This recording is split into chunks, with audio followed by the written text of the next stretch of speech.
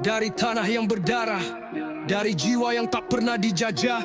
Kami berseru dari gunung, sungai sampai pantai. MOU belum selesai, Aceh belum diam, kami belum tunduk. Kami adalah anak-anak luka yang membangun damai di atas reruntuhan perang saudara. Kami pilih berdamai, tapi jangan kira itu artinya kami menyerah.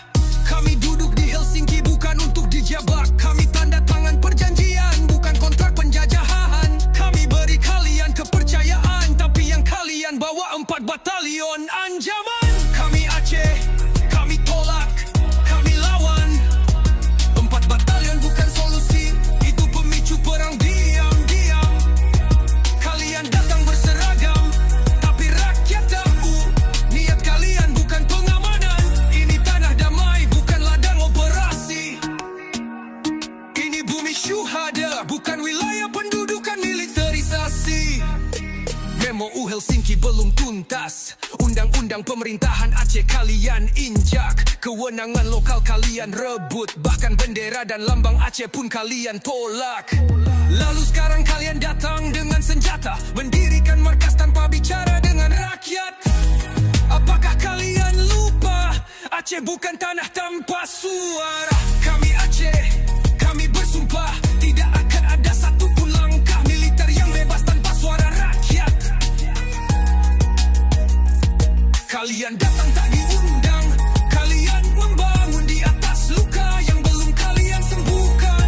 Jangan salahkan kami jika kelak kami bangkit, bukan dengan peluru tapi dengan gelombang perlawanan rakyat. Jangan kirim batalion, kirim keadilan yang kalian janjikan.